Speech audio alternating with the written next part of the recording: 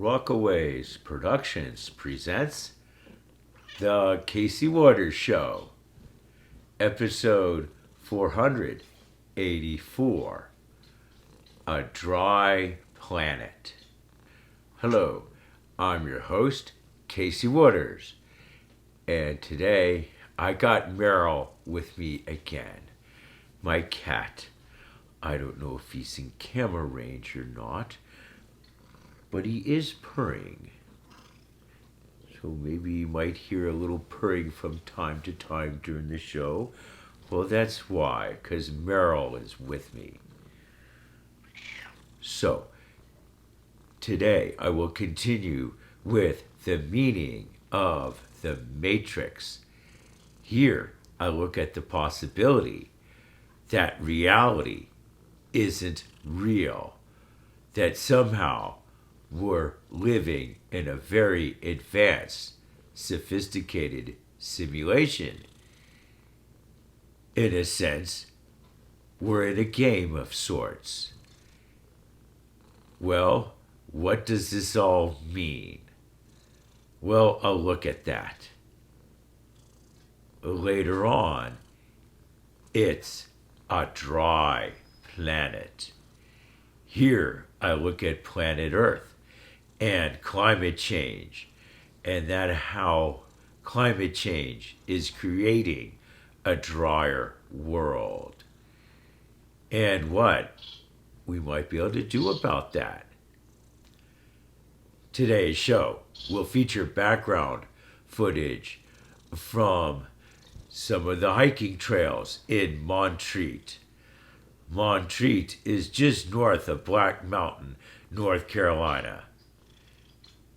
To get there from Black Mountain, simply take Highway 9 north. The trail that I hiked from was located near the large stone gate that marks the border of the town of Montreat. Also, today's show will feature background footage from Farron Knob. Farron Knob is located along the Blue Ridge Parkway. It is located along the Blue Ridge Parkway between Mount Pisgah and Asheville, North Carolina. To get there, take the parkway south from Asheville and pull over at the Beaver Dam Gap Overlook. The trail that I hiked goes off to the right, so it would be Mount Sea Trail heading north. So now let's continue with the meaning of the Matrix. For what is real? Well, is it just what we perceive? Or is there something beyond that? As I said, we might be creating our reality. And if that's the case, well, maybe there's something that lies beyond that. And, well, what is our function in all of this? And then there's something beyond it, where we apply what we learned. Perhaps there is. Well, sure. I mean, this is such an involved thing, obviously. The whole universe basically being an artificial construct. Surely there must be something beyond it than just our existence. Perhaps our existence is preparing us to, well, apply what we learned. Sure. Of course, one of the questions, of course, this section is a bunch of questions, it seems, but these are questions that are important to ask. For instance, are our decisions and actions, are they affected by some higher intelligence that's driving our reality? or are we on our own? Does someone influence our thoughts? Not someone, or something rather. Something beyond our existence that's watching our existence. As I said, we're like players in a game, or even game pieces. Is someone playing us? Is someone moving us along the game board of life? Or are we in total control of our game piece and we move according to what we think is best? I guess it's really hard to say what is the case here. But perhaps there is some degree of influence where we are influenced by an intelligence beyond, perhaps on a subconscious level. I guess it's really hard to say. Well, what is the meaning of all of this? If this is the case, if we're really in this artificial reality being monitored by a higher intelligence, it almost seems like God. Well, perhaps it is God. Well, what is this God trying to accomplish by having us live in this artificial reality and watching us, watching our perceptions, and listening to our thoughts, and seeing what we do with them, what motivates us, what's our values, what judgments do we make? I think this is likely the case, that if there is this artificial reality, that's the purpose of it. Sure. And of course that goes along with a lot of religious beliefs, in the sense that God is watching us to see what we do, what judgments we make, what motivates us, what do we value, and perhaps that will determine our next existence. Well, perhaps we'll move on to another artificial reality, perhaps a different one. Or maybe eventually, if we're smart enough and have the right values and judgment and motivation, well, maybe we'll move beyond the game entirely and perhaps even becoming in control of the game, at least to some degree. Perhaps once we evolve to a certain point, our spirit or our energy or whatever might influence other people in other realities. Who's to say? I would like to think that's the case. Who knows? Well then, if that is the case, that our values and our motivations and our judgments and why we do things, if that's all being watched by some intelligence, well, and they're testing us to move on to other higher tasks in our next existence, well, is this all a manifestation? Or is imaginary territories rather a manifestation of this higher intelligence, of this matrix phenomenon? And perhaps they are. Imaginary territories of thought governed by our value system. So perhaps these lie in between our existence and the higher intelligence that created the game and perhaps even has influence over us. It's all hard to say, but these are important questions. And, well, we have to think about them because the answers to these questions could affect the decisions we make. Sure, I would like to think that life has more meaning than just this artificial construct, that somehow, after death perhaps, we will move on to another existence where we will know more about this artificial construct and perhaps even have a say in how it's designed, or perhaps influence people in it. Who knows? Maybe, maybe not. Maybe after we die, we just go right back into the game again. We're a game piece, moving along by our own motivations and decisions. Perhaps influenced by higher intelligence, or perhaps not.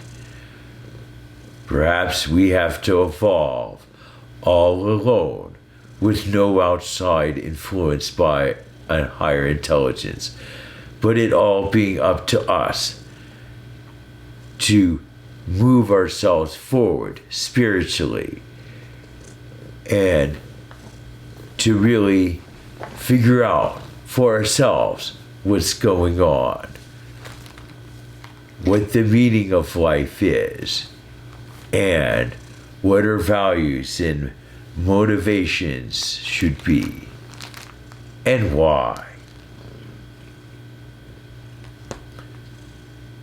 I guess another question to ask is, now that we're creating artificial intelligence, does the artificial intelligence know that reality isn't real?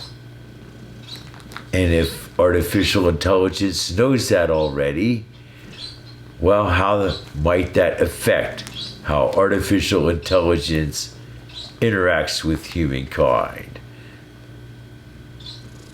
Well, I guess that's hard to say what will happen too. But perhaps it's a real possibility.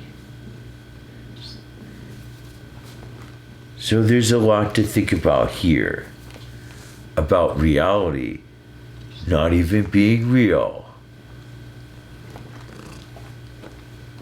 But reality, well, certainly is real enough in the sense of how it impacts our lives.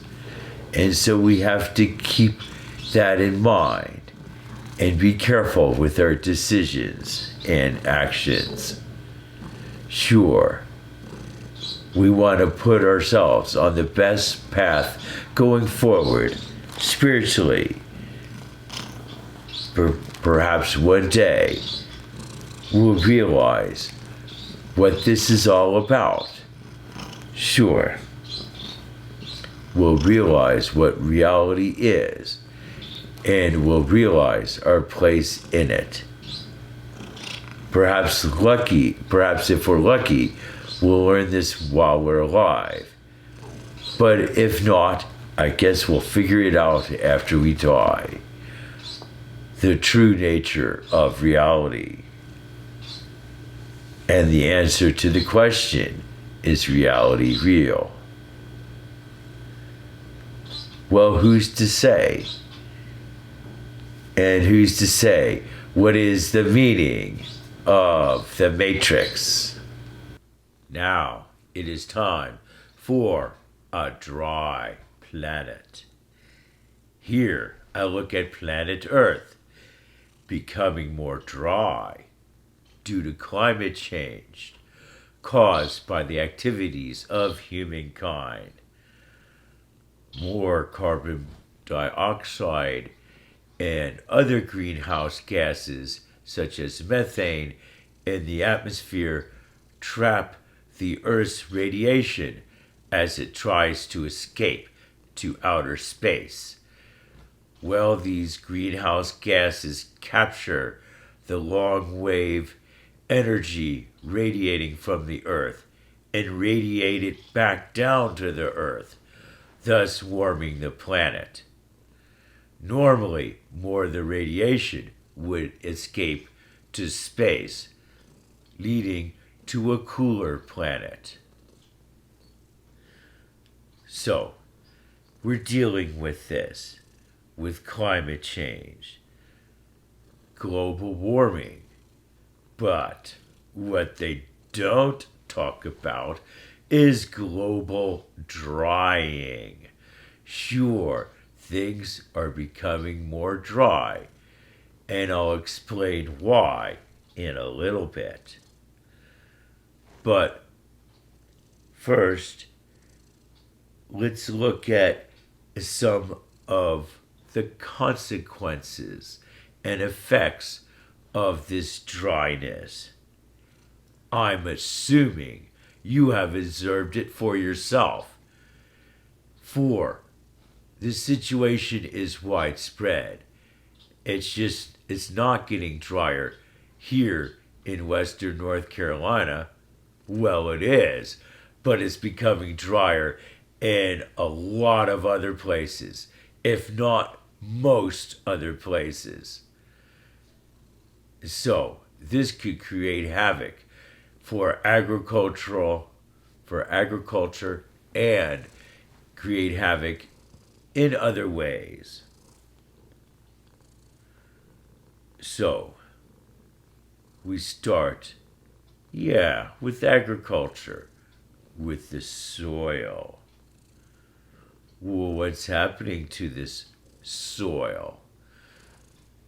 Well, the soil is drying out, of course, and it is more likely to erode, and it could erode from several ways, being more dry.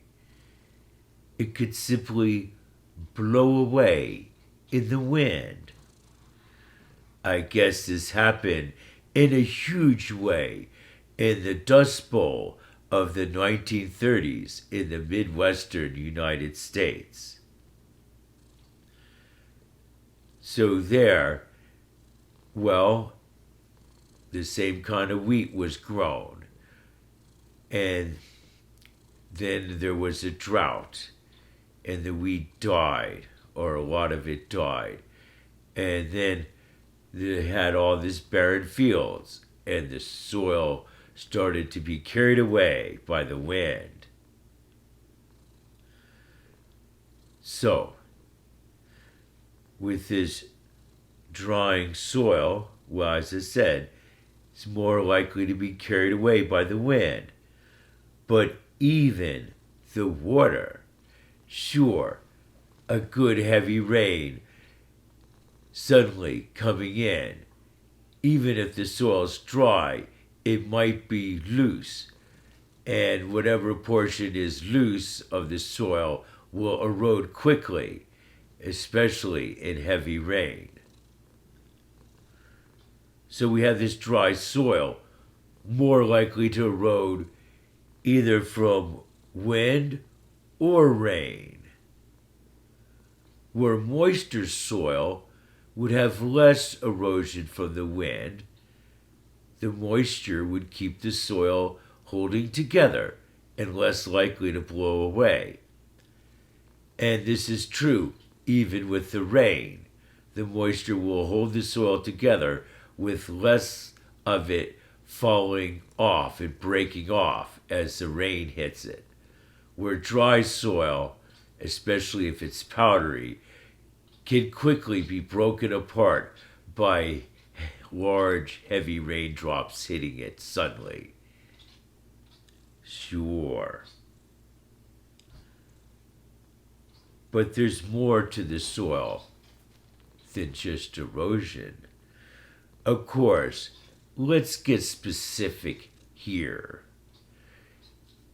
In case you don't know or you forgot, what part of the soil is eroding away. Is it the most nutritious part? The part needed most by agriculture?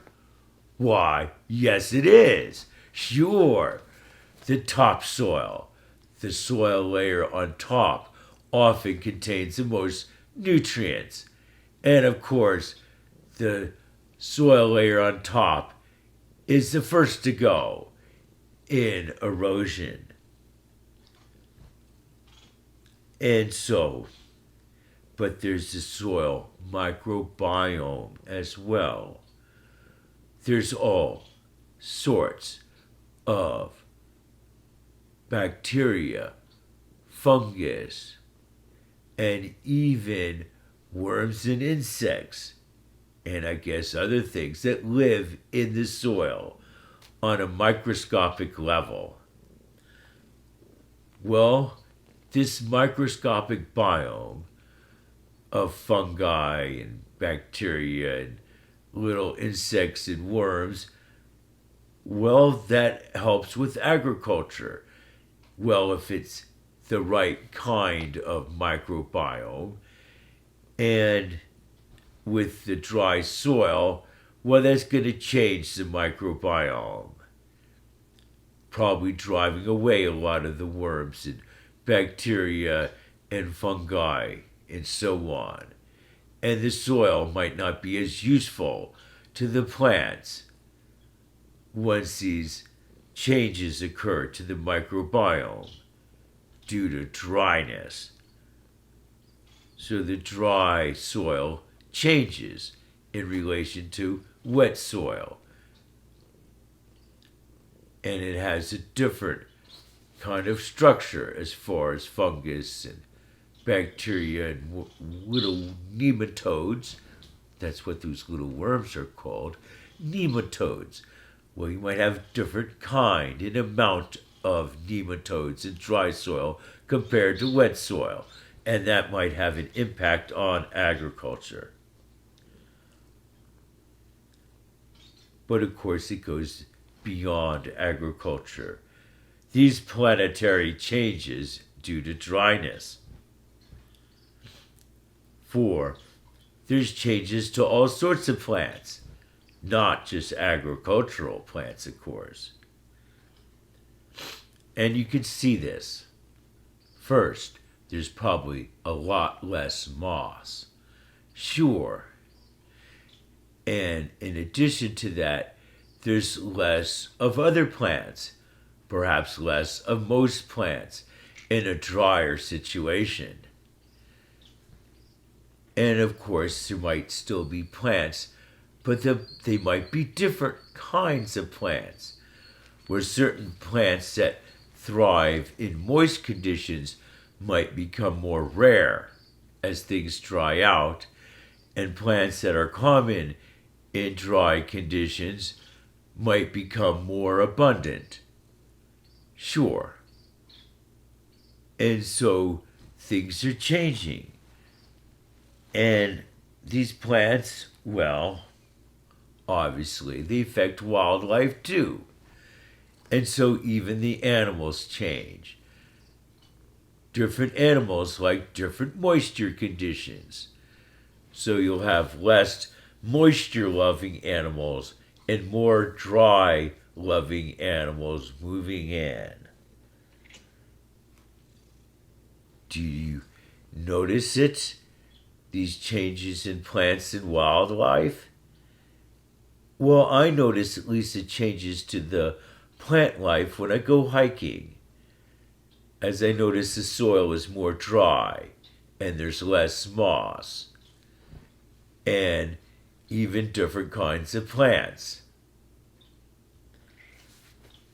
See, what I remember, a long time ago, back 50 years ago, in the early 70s, I remember getting up early in the morning and going to school.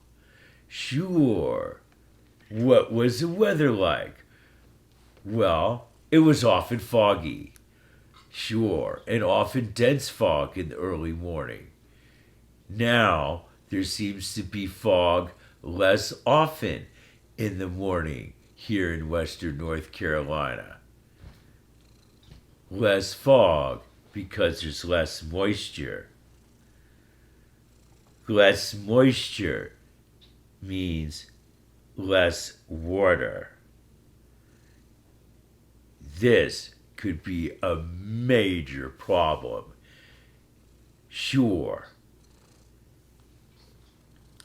And this is, as I said, happening all over the world. Water shortages. Some areas, water basically running out completely.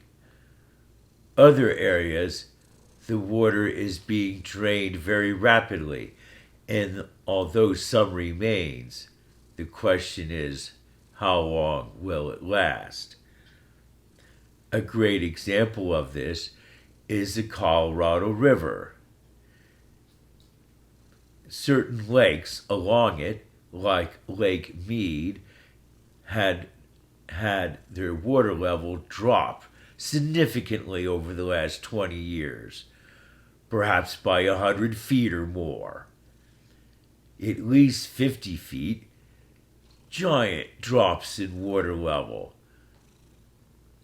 Yeah, and these giant drops in water level might eventually impact major cities, such as Los Angeles and Phoenix, Arizona, and anywhere else that might rely on the Colorado River for water. So, with the Colorado River getting smaller and smaller, this could create serious water shortages for many cities in the West and for many agricultural farms. Less water could have a devastating impact. And it's not just in the western United States, it's all over the world, this less water. And so many wells are running dry. Many rivers are turning into just a trickle. Lakes and ponds are... Casey Waters Show. Producer, Casey Waters. Graphic editing, Judson Laird. Please note our new email address, caseywaters2@caseywaters.com.